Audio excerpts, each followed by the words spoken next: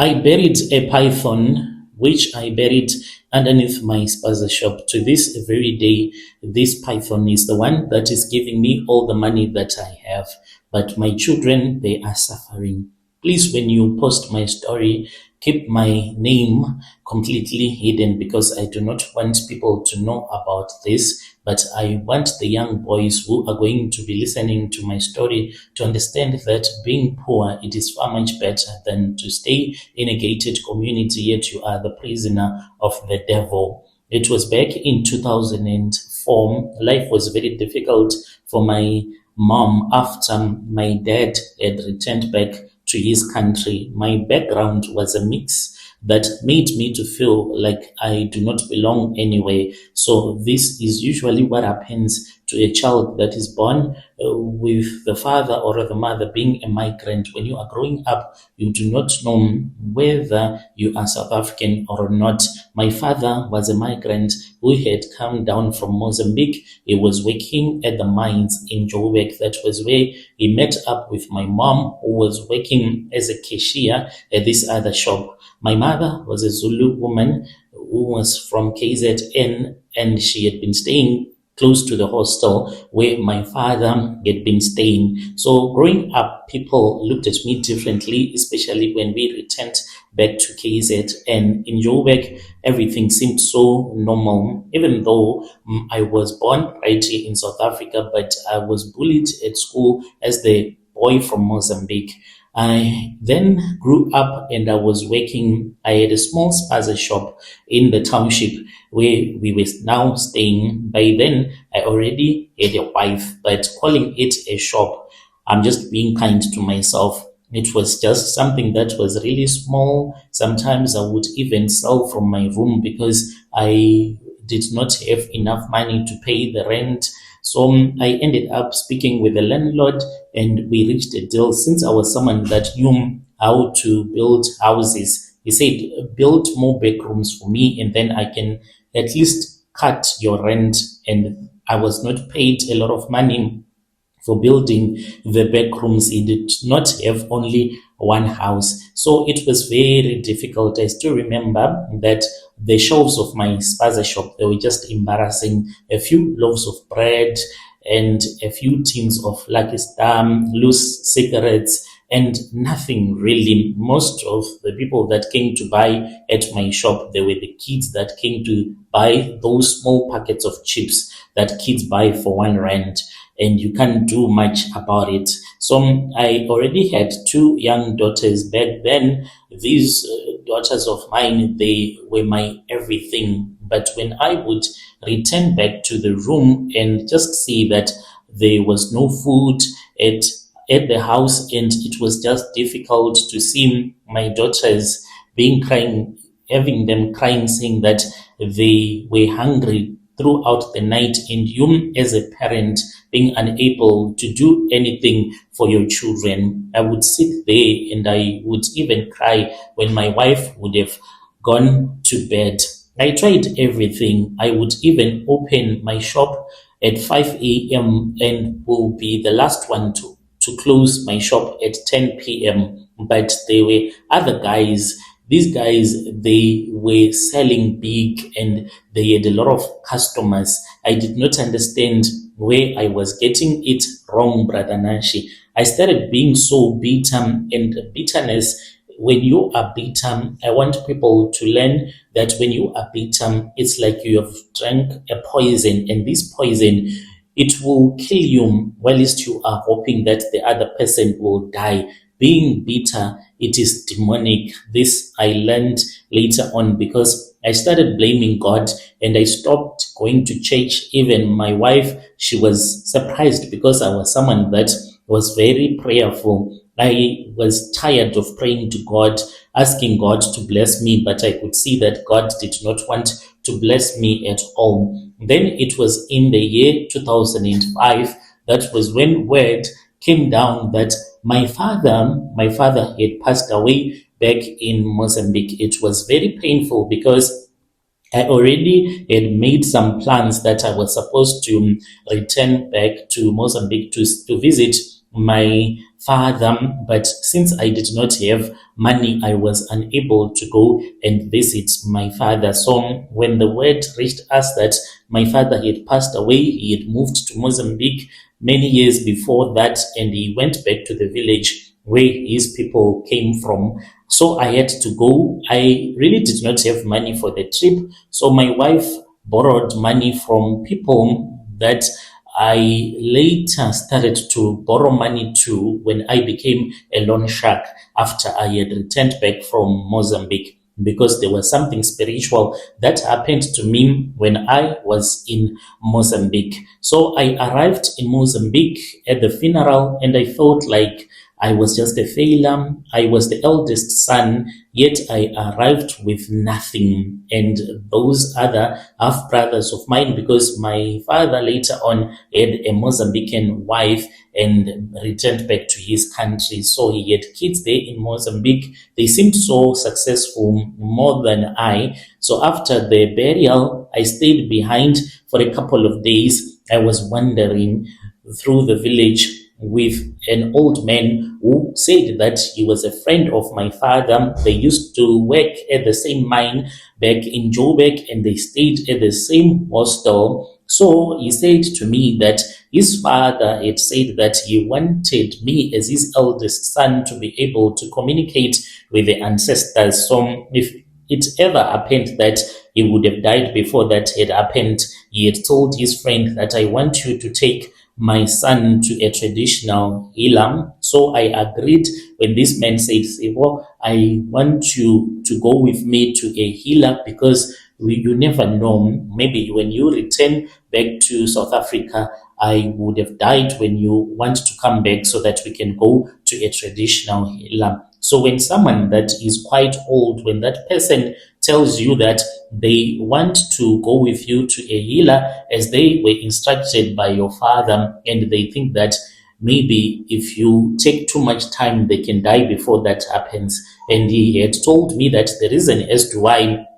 I was facing all of this bad luck, it was because that I did not have the blessings of my ancestors. So if we could go to a traditional healer, to someone, my ancestors, it was going to help me. I was going to experience a lot of good luck in my life. So we went there, we arrived at the traditional healer and we spoke. He cleansed me, but he told me to return back alone. I returned back to that traditional healer alone after he had helped me to communicate with the spirit of my late father. And the traditional healer then told me that I can see that you have a small business in your country, but to attract the kind of money that you say that you want, I could not tell you in front of your uncle, who was my father's friend. You need to have something that will attract people to you. You need to have money. Without money, take it like a seed. If you want to eat pap, you must plant maize into the ground, and you need the seed of a maize grain. So go back to your country. He said, go back to South Africa. At least find for me 9,000 rands. Back in those days, it was a lot of money. Where was I going to find so much money? I asked myself, but he said, go, Sipo, and bring it to me. It must be money that you are going to use as a seed. Then we can begin with the rituals. So then I came back to Durban. I did not know where I was supposed to get this money from. I had a cousin of mine who was in a gang of stealing cars. So I went to him and I told him that I was looking for money. I wanted to borrow at least 10,000 from him. He said, hey, so much money, you can't get it. There is no one that is going to borrow you that much money. And I returned back to my SPAZA shop, and I was not going to make so much money even in 5 years. There was no way that I was going to save so much money. So I returned back to him, and then I joined the gang. So in that gang, he was him, my cousin, and 4 other guys from the location where he was staying. So we started to work together. They had corner jobs. So these corner jobs is all about targeting your delivery trucks, those ones that bring cigarettes, usually your cigarettes, and the smaller vans that bring alcohol, and then we would hit those trucks, especially if you could have a truck that you hijack, and we would sell these cigarettes to the Indians. I was not the one who had started these syndicates. I was just someone that was working for my cousin brother. For the cigarettes, we would take them to the Indians and they will sell these cigarettes even to the big supermarkets and their supermarkets. But the alcohol we were selling to the black people who owned taverns, so we would go with the alcohol. I remember the first time that I held a gun, Nanshi, my hands were shaking. But the moment that we threatened the driver, I felt that this was the only way that I could remove poverty from my life. We did a lot of jobs. It was only 3 jobs in a space of 2 months. And after splitting the money, I was given more money by my cousin since I told him that I wanted the money to do something. I told him that I wanted to buy more stock. So the money that he managed to help me with, including the one that I got from the jobs that we did in those 2 months, it made 9,000 and a little bit of my savings that I used for the transport money. So I took that money and I took a long distance taxi straight to Mozambique. I lied to my wife that there was a memorial that was being held for my late father. And when I arrived in Mozambique, I hid from any of my relatives because I did not want any of my relatives to know that I was back in Mozambique. And I went to the traditional healer's house. When I arrived at the traditional healer's house, he told me that I could stay indoors and then I could get out, especially at night. That was when I could get out at night because he also did not want my other relatives to find out that I was back in Mozambique, for I was doing ukutwala, and no one is supposed to know when you are doing these rituals. So the healer, when I got to his house, the day when I went inside of his shrine after I had rested for a day, I then told him that I have brought with me the seed that you said you want. The healer did not even touch the money. He did not even say to me, congratulations, you found the money so quick. So this healer then pointed his walking staff at me and at the money, and he said, you are a foolish boy. How can you bring this money that is full of blood into my shrine? This money, I cannot use it. It is crying. I cannot work with money that you used a gun to steal from people. I want money that you have gotten without forcing people to give you the money. I was terrified and I said, what am I supposed to do? He then told me to go and wash the money in the river. I went to the river and I thought that the ritual was going to happen after I would have washed this money in the river. I returned back to him and surprise, he said, I want you to go back with this money. He had put for me 8,000 to the side and he said, this money is the one that you are supposed to return with back to Dubarn, and do not spend any of this money on yourself. You must give it to other people. That is how I became Mashonism, and I was told to give people credit, anyone that wanted to borrow, and the interest that I was going to make from that 8,000, that is the one that I was going to return with to Mozambique. The clean profit, it was the one that he wanted. I went back to the township and I became someone that was called a loan shark. I would lend 500 to a mother who needed school fees. Then I would say, I need my 800 back. If they did not pay, I would take their fridge, I would take their TV and I would sell it. That is how I managed to get my money back. But it took a very long time. Every time when someone will say, I am needing money from you, I'll say, I have it. So I was able to make a lot of profit from that original 8K, and then I returned back to Mozambique.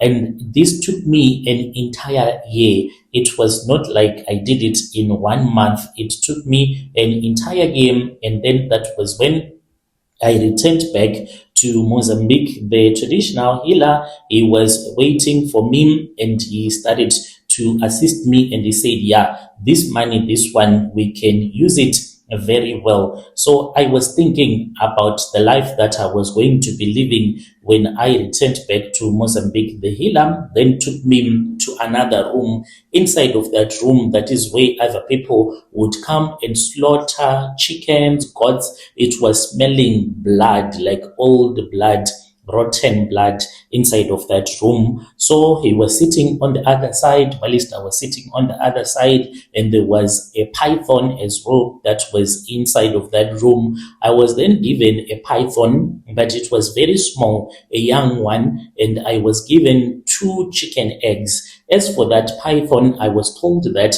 I was supposed to put it inside of a bag. So I then had to buy a small backpack and I put that python inside of that backpack, but to make sure that it does not die until I would have arrived back in South Africa. And I was told that I was supposed to bury this python underneath a SPAZA shop that I would have built. I was supposed to do it. So I returned back to South Africa with those eggs and I had the backpack on my legs. Can you imagine it, brother? Even the people beside me, they did not even know that there was a guy that had a python on his legs inside the bag, as well as the eggs that I had been told that if they were going to be broken, I was supposed to return back to Mozambique to repeat the ritual again. So finally, I was happy because I reached Durban. It was at night. I just went to bed and I had been told to avoid my wife at all the cost. I was not supposed to sleep with my wife at all. So the next morning, I spoke with the landlord and I told the landlord that I wanted the SPAZA shop back. So there was already another person that was now renting the SPAZA shop, but had not yet paid the rentals. I then got that SPAZA shop back. And what I did was that I started to dig the floor of the SPAZA shop until I dig a big hole. Since I was known to be someone that was a builder, people just thought that I just wanted to put a new floor. So there was no one who was really bothering about what I was doing. Then on the night before I had started pouring concrete, I woke up at 3 a.m. and my wife was fast asleep. And then I took that backpack with the python and I put that python inside of the hole that I had dig into the foundation. And then that was when I put the concrete that I had poured. By 5 a.m., I had already started mixing another concrete. When people woke up, they did not know that I had woken up at 3 a.m. and I was very tired. I managed to pour the concrete inside of that SPAZA shop and I went back to bed. On that night, that was when I slept with my wife for the first time. But after bathing my private part with the water, which I had put those 2 eggs ever since I had returned back from Mozambique, I also buried those eggs inside that hole as well. And at that time, when I was burying this python, I had been told to say these words: I want money, I want money, I want money. My ancestors gave me money. I said this exactly 21 times. Each and every time I had to repeat and to repeat. So then after the floor was okay, the concrete had dried, that was when I opened the SPAZA shop once again. And when I started to sell, the people that started to come to my SPAZA shop, it was as if there was someone that was calling all of these people, telling them to come and to buy from my SPAZA shop. I was even wondering how these people were coming in numbers. There was a woman that bought 10 loaves of bread. She did not even ask the price. And I would go and restock, sometimes 2 times each and every day. And we started to make money, me and my wife. From that time when I buried that snake, the life was changing very slow because the Sangoma had said, I am going to make your life change very slow. And people are supposed to say that, oh, this person is working really hard. I do not want you to make money from nowhere. You are supposed to be seen as someone that is working hard. And I would put my wife in the SPAZA shop, and I would be doing some piece jobs, roofing other people's homes. So everyone just thought that this man is working really hard. So I started to make a lot of money. I managed to buy a barkim, and I was having money that I would just pick up even when I was bathing. Then you see that there is money somewhere. And then I started to invest in other things. I started to buy other vehicles. Me and my wife, we moved out of the location, but we were still running the same SPAZA shop. I managed to speak with the old lady who was the owner of the house already. She had been fighting with her own grandchildren because they just wanted money from her. She was also from Mozambique, and she told me that she wanted to return back to Mozambique because she was being given too much stress by her grandchildren. So we spoke with him, and she sold her house in the location to us. This I had to do it because I was supposed to keep that SPAZA shop running, and I was always afraid that if she would destroy it, then my money will be destroyed. So after I had secured that house, I put the tenants there, and I looked for another woman from Lesotho who started operating my SPAZA shop. She was working for me, and I would go and collect money from the location. So I was making a lot of money, and I then managed to go to a village where my wife comes from, and we built the first supermarket in that village. We bought your small delivery bakkies, bought a 4-ton truck, and I started realizing that just selling one loaf of bread, it is not going to give you money. There was a friend of mine who told me about tenders, government tenders, where you can be able to supply local schools with maize meal, milk, vegetables. And that is how I managed to buy other trucks, your 8-ton trucks, and other shops as well. I would go and give them stock, and they would give me money at a later date. I was someone that was enjoying. I was staying in the suburbs, but I wanted to be in a place that was secure, because when you have money, then there are people that can even hijack you because they know that you have money. So then I moved out of the suburbs where I was staying because there was not much security. And then that was when we started to stay in a gated community. During that time, there was a lot of white people still staying in that gated community. My wife, she was enjoying money. She was driving a Mercedes Benz that I bought for her. The first one, it was a white one that I bought for him. As for me, I had rules that I had been given, and because I was making so much money, money is very dangerous. Even if you are a person that is okay, you'll end up doing things that you do not want to do. The Sangoma, when he gave me that python back in Mozambique, he had given me 4 strict rules. He told me that there were things that I was supposed to do, otherwise I was going to lose the money. I was never supposed to eat fish. Fish, I was never supposed to eat it. Worst of all, seafood, I was never supposed to touch it.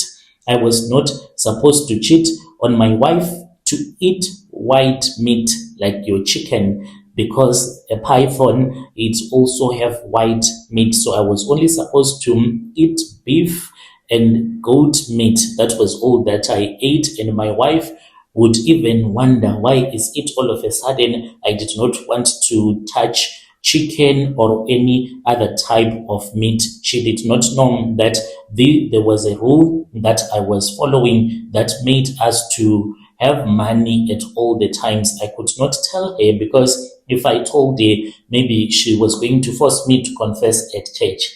Then the other rule was that I was never supposed to cheat On my wife, I was never supposed to argue with my wife at night. When my wife would argue with me at night, I would keep quiet. Then we would talk about it the next day. And I was supposed to return back to Mozambique after each and every 3 months for the rest of my life to renew the contract of Ukutwala. For the first year, I followed those rules, but the money will change you as a man. When you have these government tenders, you start to think that you can just do whatever that you want. And besides, I was no longer relying on that SPAZA shop. I was relying on the tenders that I now had. I had money, driving a black Range Rover spotted one. And women, the way that they started to look at me, and they just wanted me. And these women, they would even strip in front of me. I started to think when I met this other woman, she was only 19 years old. She was so beautiful. She had these big, nice curves that made me to immediately fall in love with her. And she made it clear that she wanted me and she really wanted to have a child with me. I tried by all means to avoid this woman, but she kept on pressurizing me until I fell for him, and then we made love and we started to cheat. How could I not sleep with such a beautiful woman? And I said, my wife is old now. She does not understand that I am a man who has other needs. She still thinks that all that matters is to treat your husband nice, but in the bedroom, she refuses to do other things that I wanted. So because I was cheating, I did not even know that my money, it was no longer the same like it used to be. I was not making a lot of profit. I could not understand what was happening. Me and my wife, because I was now cheating, we were arguing. I did not care whether it was at night, because sometimes I would come back home drunk. So we would always argue at all the times. I then went to this other big business gala in Durban CBD. It was for tenderpreneurs. So the main course, it was expensive seafood. And I just took one piece of fish and I said, it can't destroy me. And I had already forgotten, and I ate the seafood. I ate the fish. I enjoyed it, and I broke the rule. And finally, I was supposed to go to Mozambique. But the problem was that when I was supposed to go to Mozambique, something will always come out. Come on, returning back to Mozambique, to that village, whilst I now had an air-conditioned office, I did not want to go to that old Sangoma to sit in the bush and being bitten by mosquito. When you go to Mozambique, first you have to go to the clinic, then they give you an injection for malaria, yellow fever, and I just was tired of doing something like that. So there was another thing that was happening spiritually that I could not control. Somehow, every time when the 3 months mark came, I would have to go to visit even someone who would have told me to come and have a meeting with their department, usually the meeting with the Department of Education. And this would always take place somehow when I was supposed to return back to Mozambique. I just said, I'm now doing business with the government.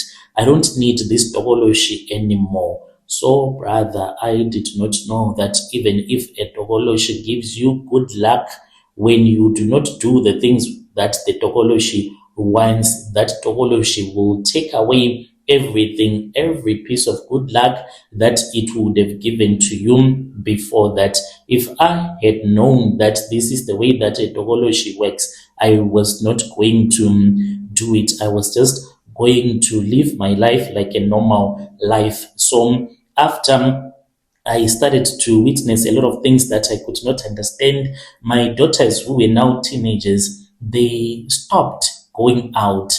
And one of my daughter, the youngest one, because they were twins, when we woke up one morning, she could not talk anymore. Her voice was gone. She could not talk. She could not do anything. Radhanashi, my daughters, they became like zombies. You could call her name multiple times and she would look at you and she would stop responding.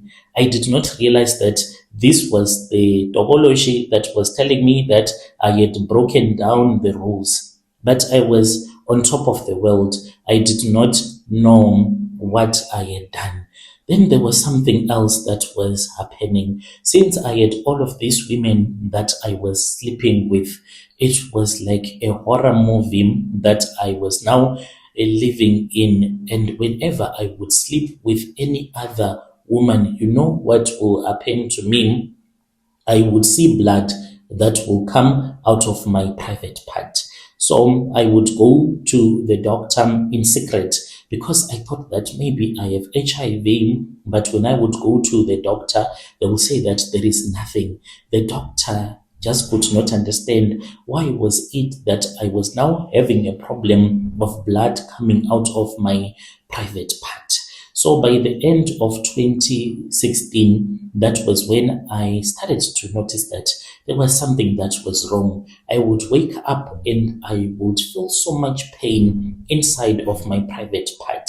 And then that was when I went back to that traditional healer. By then, he had already passed away when I went back to Mozambique after so many years. When I arrived at that traditional healer's place, then I was told that the healer had died a very long time ago. His son is the one that is now helping people to become money ritualists. And he started to read everything in the book and he said, my father, he wrote that you broke the rules for the Tokoloshis that he sent to check up on you why you were no longer coming back to the shrine to pay my father and to renew the contract. And the Tokoloshi reported that you were with a woman here, Sipo. Can you see that on this night you were with a woman? And I was like, yo, so these Tokoloshis, they had been following me everywhere I will go to. So then that traditional healer told me that since I had broken my rules, there was nothing really that could be done, but I had to sacrifice one of my son. So I sacrificed my son. It was in the year 2024. I wrote his name on a piece of paper and a pen that I had been given by the traditional healer, and I came back with it and I threw it at the cemetery. The day that I did this, that was when my son died. He just fell down whilst he was at work and he passed away. My daughters right now, they are classified as having severe mental disabilities. They cannot look after themselves. They require 24-hour high maintenance. So I have professional nurses just to make sure they eat and wash. They are at home at all the times. My son with my mistress, he is also running mad, always in the hospital, always fighting, beating the walls. He is always injured. He always have these head injuries. And what hurts me is that I have money, but I do not have anyone to leave this money for when I die. That is what hurts me the most. If I could go back, I could just return back that python and stay poor like the way that I was. So tell people on TikTok to make sure that they never look for sangomas who will help them to become rich. It is better that you are poor, but your children are happy. You play with your children. You are much better than me, because I find no joy in looking at my children that are mentally not okay because of the things that I did to them. They were not born like this. They were born healthy and I messed them up because of my snake. As for this python, I do not even know where the hell it is. Yo, dear listeners, right there was a message that was sent to me by one of our dear brother. Let us speak with him in the comment section. Strange things indeed, they do happen in this world. Let us try to speak with him. He is saying, never, do not do Ugutwala rituals. If you have any confession, you can come to our inbox and you share with us your own side of the story via Facebook and TikTok as well.